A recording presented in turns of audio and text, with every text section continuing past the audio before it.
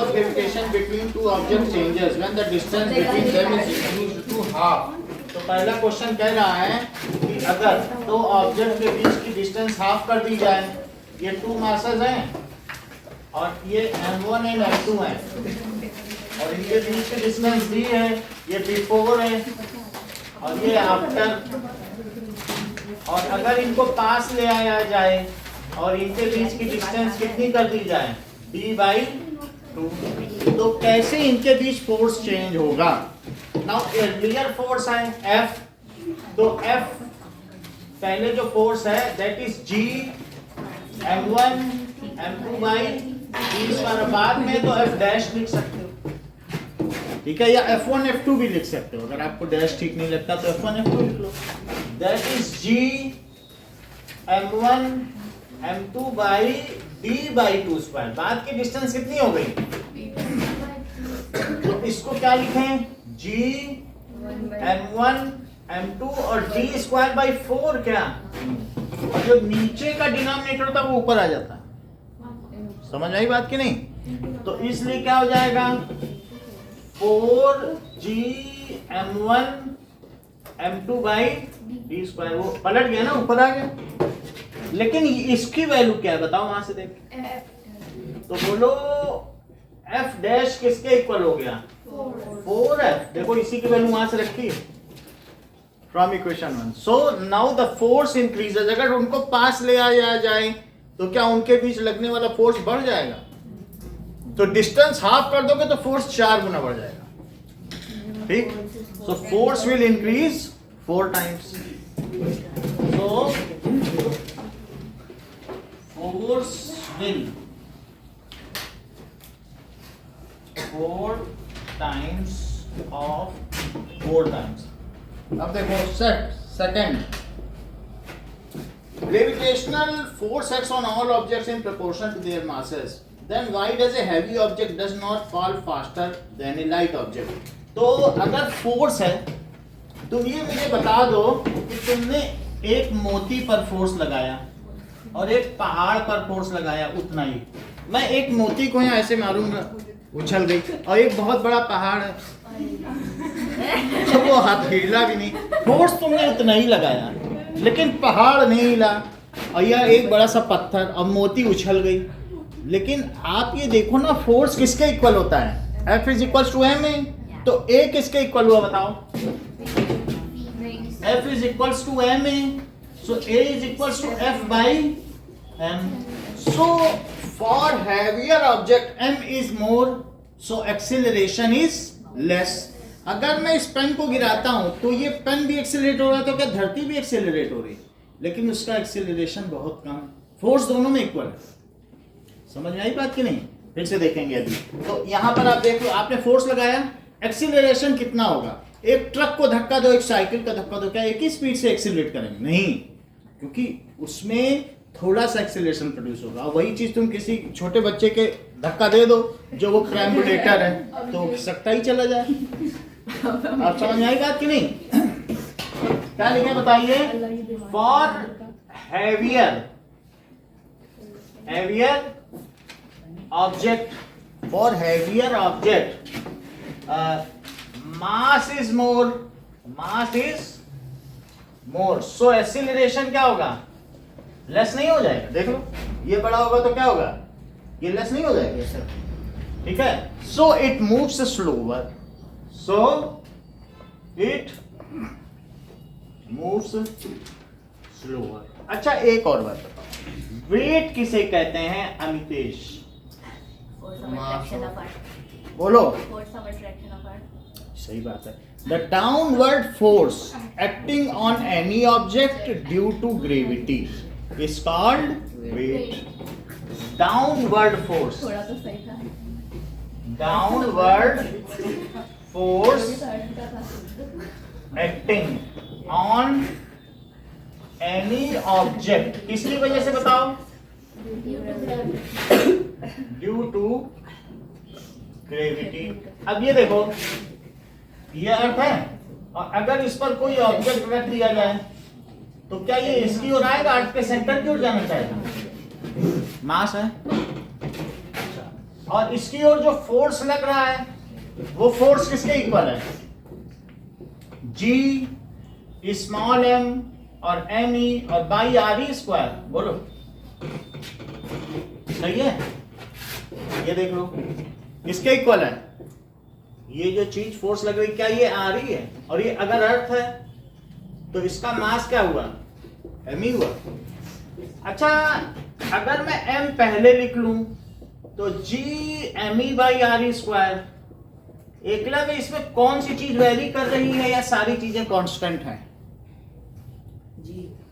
G capital G, क्योंकि इसकी भी वैल्यू नहीं बदलती। इन्होंने इसकी का 6.673 है, कभी बदलती नहीं। मीडियम के बदलने तक से भी नहीं बदलती। कैपिटल जी बदलता है क्या? और ना मास ऑफ फट बदलने वाला है ना ये। कलीस की वैल्यू निकालने के हिसाब से कितनी आई? बोलो। जैसा कि इन्होंने बोल दिया कि यही तो 9.8 आया था और यही जी था, है ना? बोलो। Because she was very precise कि आप यही वैल्यू रखो, नहीं तो गड़बड़ हो जाएगी। 9.79 ही आनी चाहिए। तो हम लोगों ने निकाला था कि नहीं? इसी की तो निकाली थी, तो इसी को जी बोला था। तो क्या मैं इसे एम जी लिख दूं? और अभी यशिका ने बताया कि जो डाउनवर्ड फोर्स है सर उसे फोर्स ना कहें, वेट कहें। क्या बोला इन्होंने? वेट कहें। जो डाउनवर्ड फोर्स इस पे लग रहा है उसे आप फोर्स मत बोलिए सर, उसको क्या बोलिए? तो क्या मैं इसे वेट लिख दूं? तो weight acting on a object क्या हुआ? ये है। बोलो बात सही है?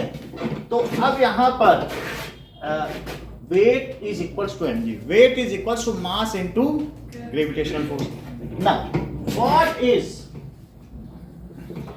The weight of 2 kg object? Saumya 2 kg object होगा तो उसका वेट कितना होगा जरा बताओ?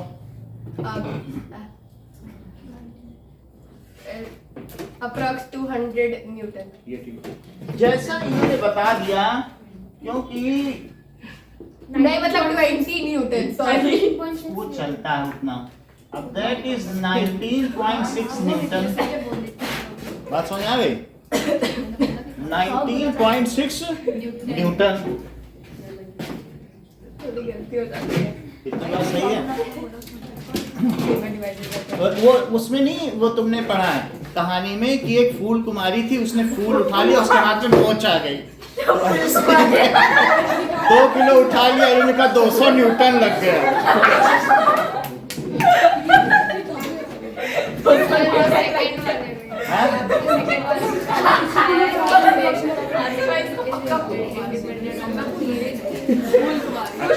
देखो अब यहाँ पर देखिए does not fall faster. Second का आंसर फिर से लिखाएंगे। सो सेकंड का आंसर कट कर देंगे। ठीक है, एक्सीलरेशन की बात अलग है, क्वेश्चन अलग है थोड़ा सा, उसको फिर से करेंगे। कट कर लो।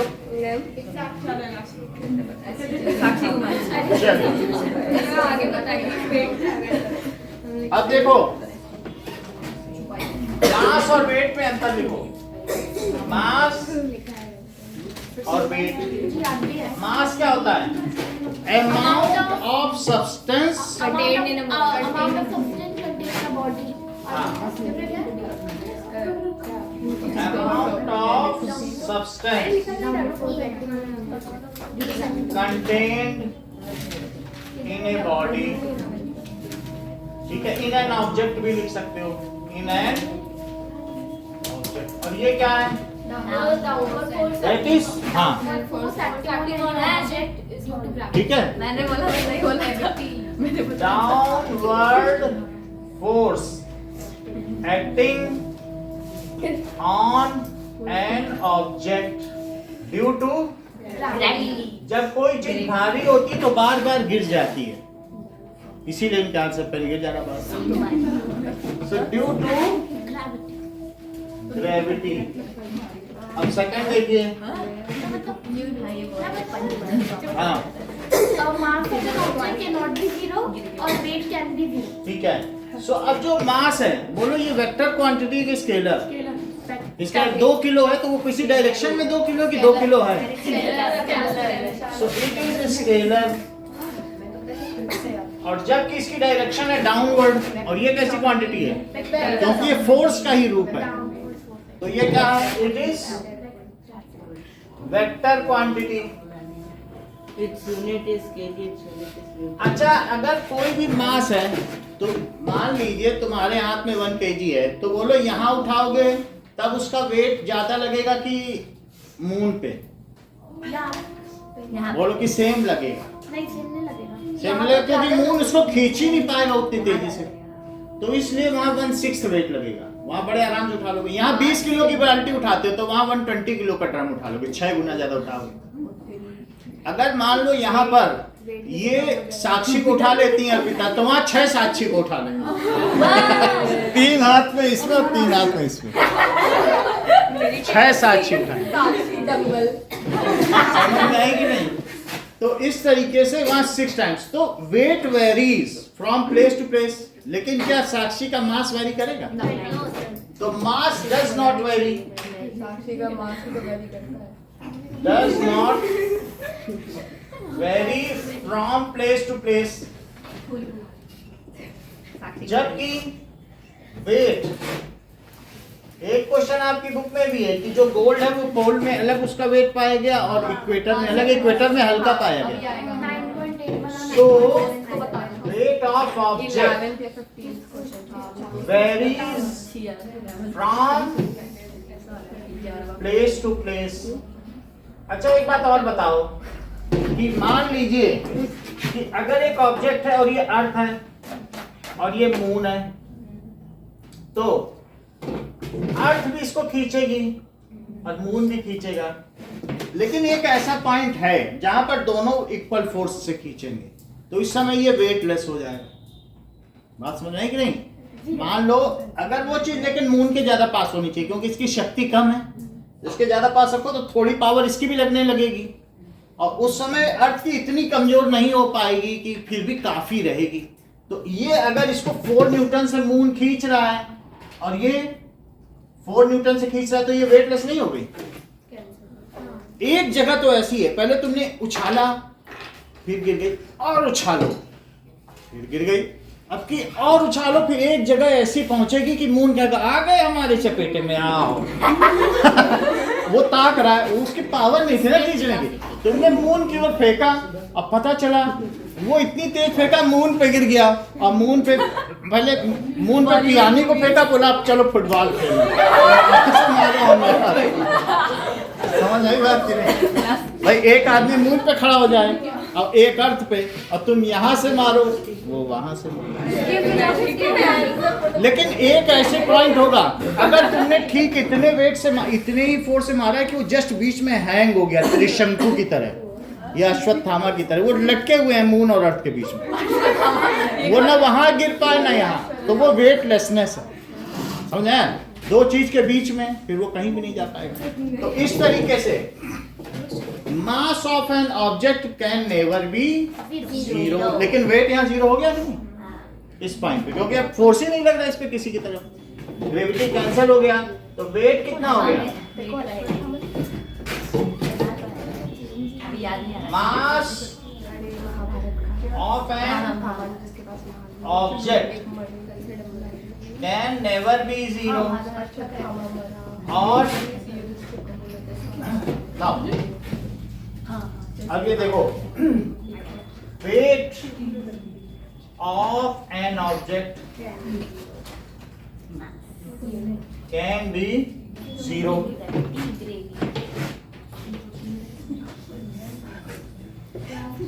अब 5th में देखो, मान लीजिए आप लिफ्ट पे खड़े हो और लिफ्ट में एक वो रख दो वेइंग स्केल, तो तुम्हारा वजन वो दिखाएगा भाई हम 60 किलो के, कुछ दिखाएगा, और ऊपर तभी लिफ्ट टूट जाए तो लिफ्ट भी फ्री फॉल होगी, तुम भी गिरोगे, तो फिर तुम्हें देखोगे अरे मशीन पे मेरा कुछ दिखाई नहीं रहा, हम कितने हल्के हो गए। अभी गिरने वाले बात अलग है, मरने वाले, लेकिन क्योंकि जिस स्पीड से तुम गिर रहे हो उसी स्पीड से लिफ्ट भी गिर रही है, तो तुम्हारा कांटेक्ट ही नहीं रह जाएगा उस मशीन पर, अगर रहेगा भी तो बहाने से रहेगा, बस छू के ही रहेगा, क्योंकि दोनों गिर रहे हैं। तो क्या ये वेटलेसनेस नहीं है? मरने से 2-3 सेकंड चलो सो अब पांचवी चीज क्या है, इसकी यूनिट केजी है, इसकी unit its unit is KG, its unit is. चलो अब सेकंड क्वेश्चन करो, ये बताओ कि अगर एक भारी चीज है और एक हल्की चीज है तो क्या दोनों सेम टाइम में गिरेंगी सौम्या की अलग अलग? सेम टाइम अगर फ्री फॉल है तो फ्री फॉल हो या कुछ भी हो, हाँ मतलब अगर तो वो कैसे गिरेंगी, सेम टाइम पे कि अलग अलग? अलग सर ने क्लियर कर दिया है, बोला कि सेम टाइम पे गिरेंगी। सर पर जो फेदर लेते हैं तूने बोल वो दिया। बीच में अगर कुछ बहुत बढ़िया। ये देखो इसमें हवा है, अगर वैक्यूम होगा वैक्यूम वाला भी है, पहले हवा वाला देखो, ये है तो एक अलग गिर रही है, दूसरा पंख अलग गिर रहा है, एक पंख भी पड़ा है, कबूतर का पंख और एक पत्थर है, तो एक अलग और पीछे से दूसरा गिरा नहीं पंख, देख लो आप ऐसा खुद करके देख लो, मुझे बैठने पता नहीं। समझ आया कि नहीं? फिर से देखो उधर से दूसरा पीछे से लीजिए, ये देखो इसमें हवा भरी है, वैक्यूम होना चाहिए, मेरा कंधा झुक गया। दूसरा पीछे से गिर रहा है, पीछे से गिर रहा है, ये देखो जो फेदर है और पत्थर में एक पीछे से गिरेगा, ये देखो अच्छा पहले कर। ये पहले से टेढ़ी एक इसको बार पहले और खाएंगे। हम ऐसे अब देखो, अब मैं आपको दिखा रहा हूँ, हड्डी पे करवा दो मुझे मरवा दो। ये असली चीज है वैक्यूम।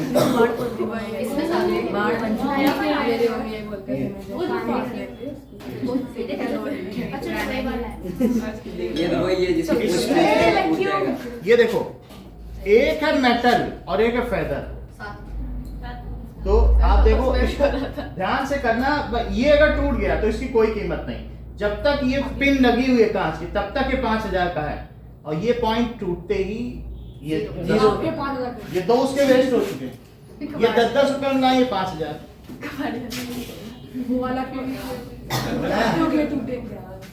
बात समझ आई, बार बार ऐसे करके देखो, समझ में आ गई ना बात, दोनों वैसे गिरे। ओके नाउ तो बताओ सौम्या सेकंड क्वेश्चन क्या है, बताओ सेकंड क्वेश्चन कह रहा है, सेकंड जो भी किया हाँ, heavier and lighter object both fall at same rate। क्यों ऐसा होता है? क्योंकि second question equations heavier object and lighter object both fall, आपके हाथ में इंस्ट्रूमेंट उससे आप देख सकते हो, both fall at same time as none of equation of motion contains the quantity mass। क्या किसी भी इक्वेशन ऑफ मोशन में मास आ रहा है? none of equations of motion as m, देख लो मास किसी में भी नहीं है, क्या इसमें मास आ रहा है? तो बोलो टाइम अगर इससे निकालोगे तो मास से कोई लेना देना है? और अगर और टाइम वाली कौन सी इक्वेशन है? नीचे थर्ड वाली तो लिखनी ही नहीं, उसमें टाइम है ही नहीं, बात समझ आई कि नहीं? अब देखो सेकंड इक्वेशन, इन दोनों में नहीं आ रहा है तो टाइम निकालोगे तो कोई फर्क पड़ेगा? नहीं पड़ेगा। थर्ड क्वेश्चन देखिए, what is the magnitude of gravitational force between earth and 1 kg object? तीसरा सवाल। नाउ थर्ड क्वेश्चन, आर्यन बताओ कि 1 kg ऑब्जेक्ट है और अर्थ है, तो कितना फोर्स एक्ट करेगा इनमें? 5%, इस पर कितना फोर्स एक्ट करेगा? तो फोर्स क्या होता है बताइए? जी m1 m2 होता है और m me by r square. तो हमें फोर्स ही तो चाहिए, इसे G लिखो, इसे 1 लिखो, इसे ME लिखो और इसे क्या लिख दो? एकलव्य, क्या मुझे बता सकते हो G ME by R square कितना होता है? G ME by R square. 9.3. Very good, it is only G. G ME by R square कल कैलकुलेट कराया था और यही कितना होता है? 9.8. So force acting on 1 kg object is 9.8 Newton. Force acting on 1 kg object is 9.8 Newton. जो दूसरी तरीके से करना चाहें तो बोलो वेट क्या होता है? mg. और उस ऑब्जेक्ट का मास क्या है? 1 किलो. तो 1 रख दें यहाँ पे. जो वेट है वही तो फोर्स एक्ट कर रहा है. तो वेट कितना हुआ? तो weight is equal to 9.8 newton. So weight is only the force acting on that object due to earth. किसी वस्तु का भार ही तो उस पर लगने वाला गुरुत्वाकर्षण बल है जो धरती के केंद्र की ओर उसे खींचता है. तो weight is only the gravitational force acting on an object due to earth and it acts towards the centre. अगर ये पेन गिरे तो कहां गिरेगा? अर्थ के सेंटर. तो इस तरीके से यही आंसर हो गया. चाहिए कर लो, चाहिए कर लो.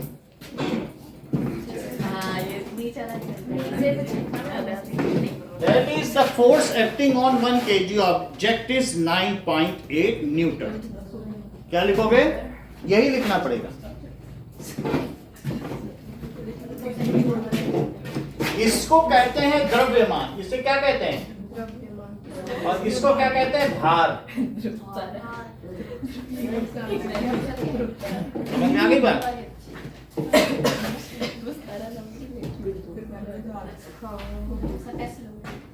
अब देखो, नाउ फोर्थ क्वेश्चन देखिए. एक बार थर्ड और देख लो. थर्ड वाली क्वेश्चन को हम लोग थोड़ा सम्मान देते हैं कि बोलो फोर्स क्या होता है? G M ME upon R square. वो कह रहा है कि हम तुम्हें वैल्यू दे रहे हैं, तुम पुट क्यों नहीं कर रहे? थर्ड क्वेश्चन देखो. क्वेश्चन में क्या दे रहा है? क्वेश्चन पढ़िए. वैल्यू दे रहा है कि नहीं? तो झूठ मूठ के लिए हम उसकी वैल्यू पुट कर देते हैं. झूठ मूठ क्वेश्चन से क्या है ना, 6.7 into 10 to the power minus 11. और मास कितना है? 1 kg. और ये कितना है?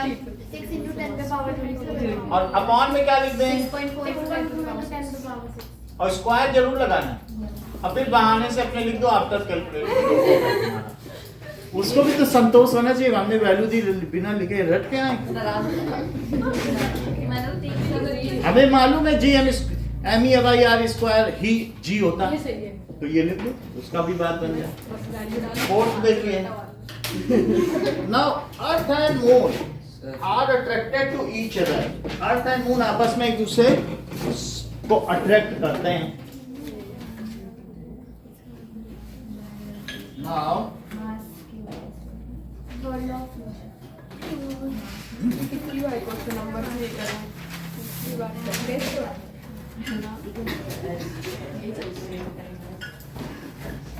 so earth and moon are attracted. does the बोलो अर्थ मून को ज्यादा फोर्स से अट्रैक्ट करे कि मून अर्थ को? Same force. so that is gravitational force. ठीक है? acting on each of the body is abided by third law of motion. ये कैसा फोर्स है? so gravitational force acting on pair of bodies, pair of objects is, ये किससे abided है? obeys, ये मानता है third law of motion. So action and reaction force acting on both the object will be same. यही तो है third law of motion. So action and reaction force acting on भी ऑब्जेक्ट्स हैं will be same in magnitude and opposite in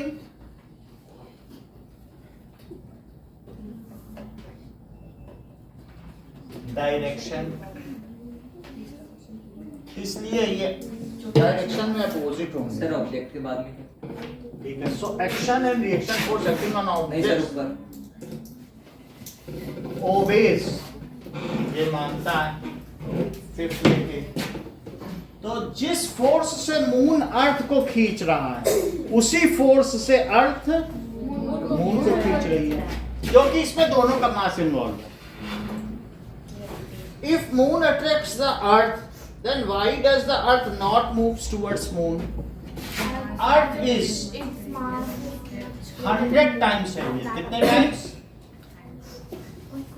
ठीक है, 100 times much heavier than moon लिख दो। अगर आप देखें तो क्या लिख दें? much heavier. Much heavier than moon।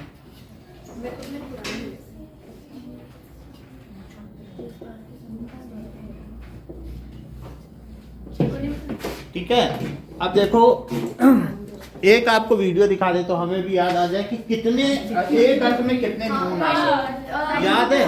नहीं, 127 है 27 है ना? नहीं 27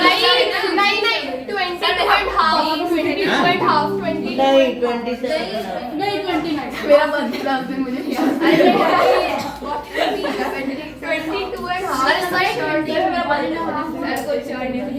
देख लेते हैं। अक्टूबर में पढ़ा रहे थे।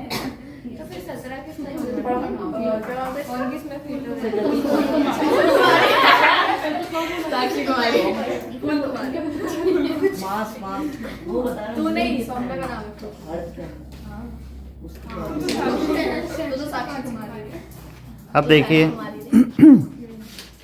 कि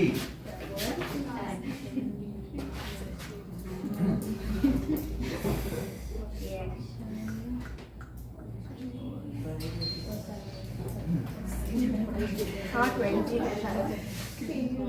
हाफ था इतना तो हाफ था मैं कौन से बोले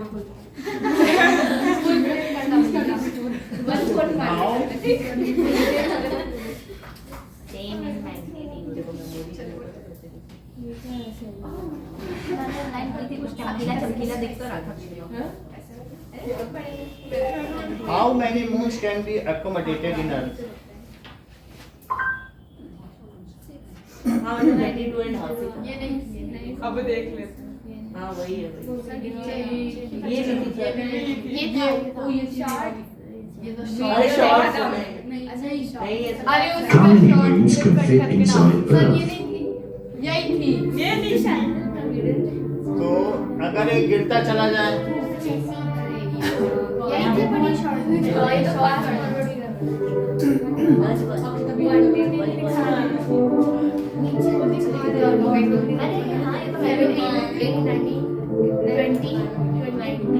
How many 22 moons could type है ना, fit? तो इसमें कुछ नहीं है। और उसमें नीचे लिख रहा है, मैं ये कह रहा हूँ कि मास ऑफ अर्थ कितना ज्यादा है, तो आप खुद ही कर लो। Mass of earth upon mass of moon, तो आपकी बुक में दोनों दिया है। ये 6 × 10⁻24 है और ये कितना है? किसी को कुछ बोल दो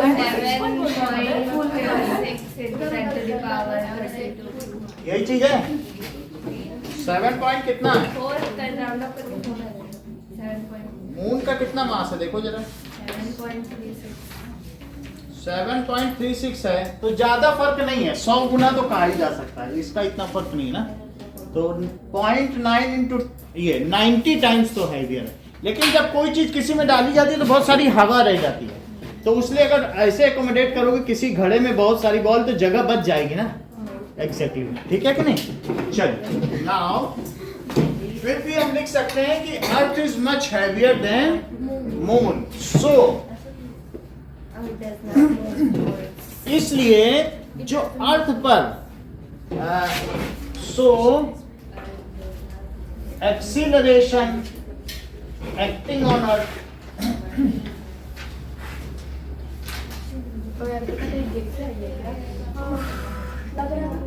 इज वेरी लेस, उस पर acting on earth is very less, so it does not geography की बुक भी था मूव ज्योग्राफी खोली है टुवर्ड्स मून। अब जरा देखो, ठीक है, एक बात मुझे अंशिका बताओ कि अगर 1 kg का ऑब्जेक्ट है और मैं उसे फ्री फॉल करा दूं तो ये अर्थ की ओर किस स्पीड से गिरेगा? बोलो। 1 kg की चीज है तो उस पर एक्सीलरेशन कितना होगा? देखो इन दोनों के बीच लगने वाला फोर्स देखो, जो इस पर वेट लग रहा है दोनों पे फोर्स तो सेम रहेगा, तो इस पर कितना फोर्स लग रहा है? G M E by R square. तो इसका कितना मास है बताओ? 1 kg। और G M E by R square की क्या वैल्यू है? अभी एकलव्य ने बताई 9.8। तो यही फोर्स होगा। फोर्स कितना हो जाएगा? 9.8। तो ये फोर्स ऑन 1/2 भी होगा और यही फोर्स ऑन 2/1 भी होगा। तो 1 पर अगर हमें फोर्स ये पता चल गया इतना फोर्स है, अब जरा देखो ऑब्जेक्ट का एक्सीलरेशन क्या आएगा? बोलो। ऑन ऑब्जेक्ट,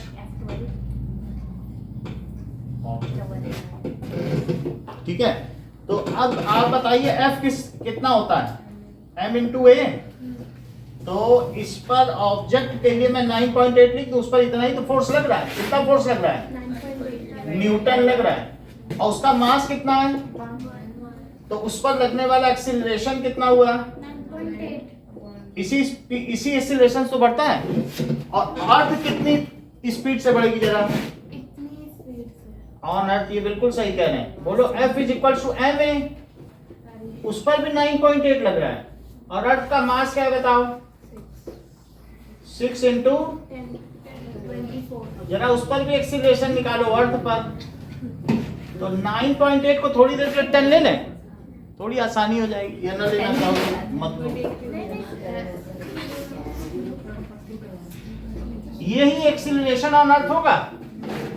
अच्छा 6 से डिवाइड करो, 6 बन जा और 10 फिर बोलो 3.6 आएगा तो 6 जा, फिर भी 20 बचेगा तो 3 और अपॉन में क्या आएगा? 10 टू द पावर, यही एक्सीलरेशन है। अच्छा 10 टू द पावर 24 है तो नीचे कितने जीरो? 24 जीरो है। जब डिवाइड करोगे तो क्या 24 जीरो पहले लगा दोगे?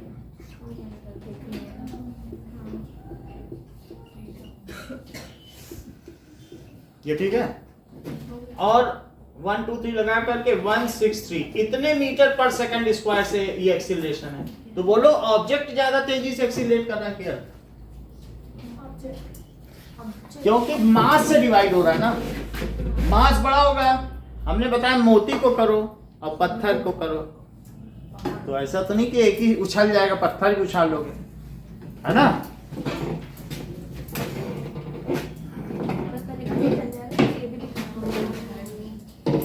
जैसे उन्होंने नहीं कहा था लक्ष्मण ने कि फूक की उड़ावन चाहत पहाड़ू। तुम मतलब क्या चाहते हो? फूक करके पहाड़ को उड़ाना। तुम हमको क्या समझते हो कि हम कोई गुलरी के फूल हैं? हम लोगों को, हम सूर्यवंशी वीर हैं और तुम बोल रहे हो यहाँ हंसिया दिखा दिखा के कहो किसको मार दूं, किसने धनुष तोड़ा है? तुम फूक के पहाड़ उड़ाना चाहते हो। तो वैसी ही बात है कि बड़ी चीज को आप ऐसे नहीं उछाल सकते कि उंगली मार दिया उछल गई, उसके लिए तो बहुत फोर्स चाहिए। सो दोनों पर बताओ क्या अर्थ पर ज्यादा फोर्स लग रहा है कि ऑब्जेक्ट पर?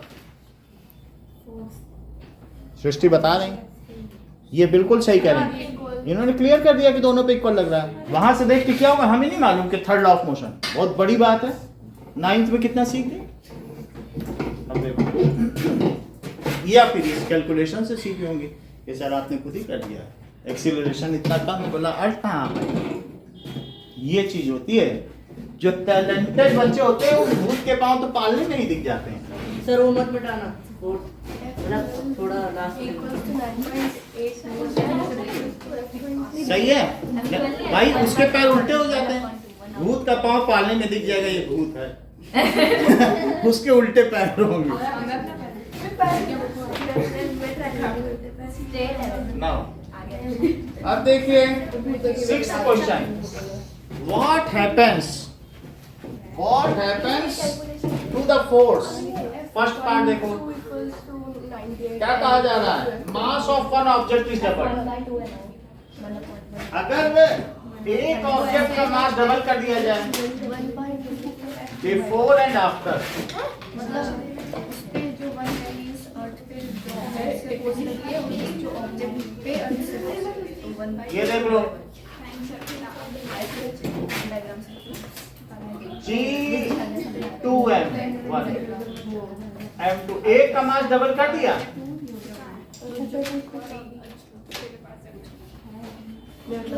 बोलिए। सर ये, फिर वो हाँ F12 equals to 98 Newton equals to F21 के क्या 1/2। सर वो 1.2 है, वो 1/2 कहाँ पे बताए? उधर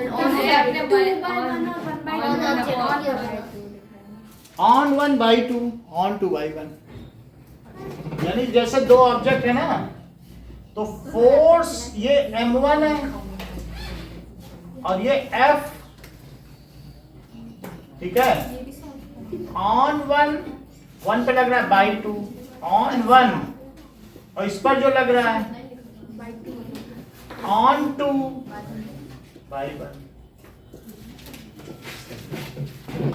मतलब 1 पर 2 की वजह से लगने वाला बल, और ये क्या है 2 पर 1 की वजह से लगने वाला बल। क्या दोनों equal in magnitude and opposite in direction होंगे? अब यहां देखिए, यदि एक मास को डबल कर दिया जाए तो फोर्स पर क्या असर पड़ेगा?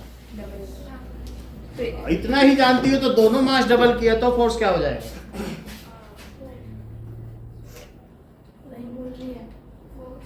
बोलिए क्लियरली बोलिए।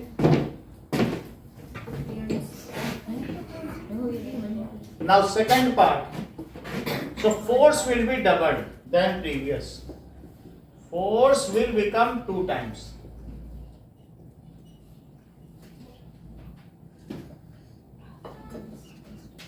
अच्छा, अब अगला देखें, second, the distance between object is doubled and tripled. So distance is doubled, लिखिए distance is doubled, तो before and after। तो पहले जो फोर्स लग रहा था वो M1 M2 by d square है। अब मैं डिस्टेंस को क्या करने जा रहा हूं? Double M1 M2 by 2d कर दूं क्या? और इस फोर्स को क्या लिखूं? F dash. सही है। नाउ तो नीचे क्या हो जाएगा? तो ये d स्क्वायर तो 4d स्क्वायर हो जाएगा। 1/4 पहले लिख लो, G M1 M2 by d square. देखो 1/4 पहले ले लिया, ठीक है। लेकिन इसकी वैल्यू क्या है? 1/4 F। So force will become 1/4 times 1/4 times of previous force। अब देखो, if distance is tripled, तीसरी चीज, यदि उनके बीच की दूरी 3 गुनी कर दी जाए, सेकंड में यह है distance is tripled, तो क्या होगा? ट्रिपल में 1 होगा, फिर 2 एक ही होगा। अब देखिए before after, F is equals to d square, और F डैश क्या होगा?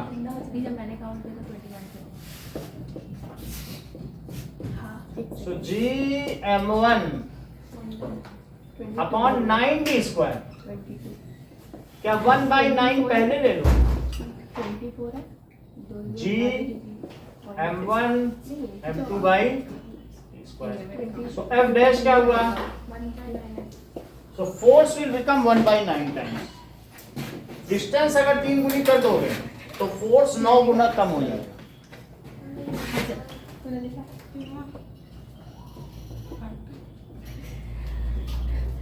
1/9 times of previous force। अब देखो, अगर एकलव्य किसी दो ऑब्जेक्ट का मास डबल कर दिया जाए और डिस्टेंस हाफ कर दिया जाए, मास डबल कर दें और डिस्टेंस हाफ कर दें, हाफ कर दें,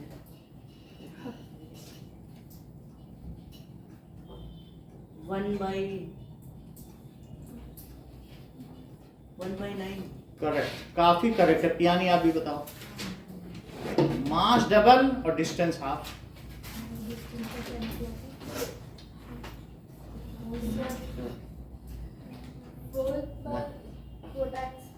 फोर्थ, ये करेक्ट, काफी करेक्ट पहुंच गए। बोलो सौम्या। एक सेकेंड, क्या? मास डबल कर दिया, डिस्टेंस हाफ कर दी। मास डबल और डिस्टेंस हाफ, ये भी अप्रोच करेंगे करेक्ट। तो 1/6। 1/66। ये बोल दिए कि मास डबल करने से ही 4 गुना बढ़ गया और डिस्टेंस हाफ करने से भी 4 गुना बढ़ गया। इन्होंने कहा सर 16/7 बढ़ गया, और नहीं तो बाकी लोग 1/16 बोल रहे थे। इनका सही पाएगा कि नहीं? क्योंकि नेहा ने पहले ही बता दिया था मास डबल करोगे तो 4 गुना हो जाएगा और डिस्टेंस हाफ करोगे तो 4 गुना हो जाएगा। हम पहले कर चुके हैं, तो इन्होंने दोनों जोड़ दिया। टैलेंट हो तो ऐसा कह रहे, मास डबल किया तो भी फोर्स बढ़ा और डिस्टेंस हाफ किया और बढ़ गया। कितना बढ़ गया होगा? डिस्टेंस हाफ करने से 4 गुना बढ़ा और मास डबल करने से 4 गुना बढ़ा, तो 4 into 4 क्या हुआ? ये बिल्कुल अप्रोच कर गया।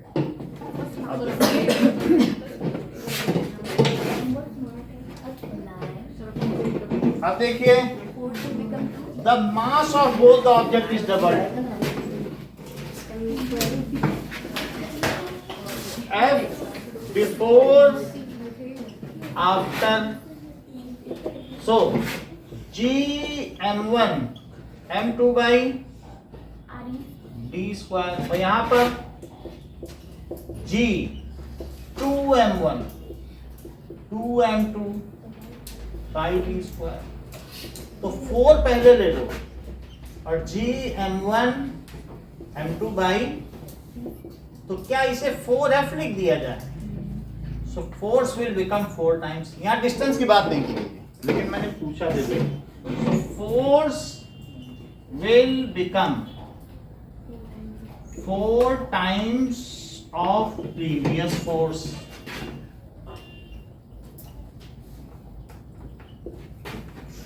ठीक है ना? अब देखो, कुछ क्वेश्चन आपसे कराएंगे। ये हटा दें, ये हटा दें।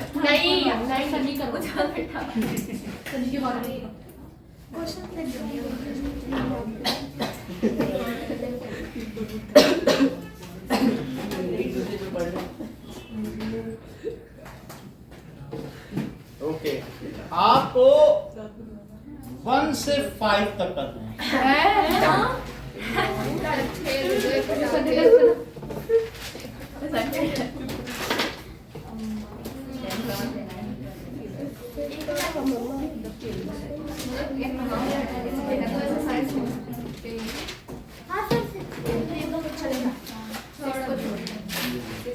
करना भी नहीं है, करना नहीं है।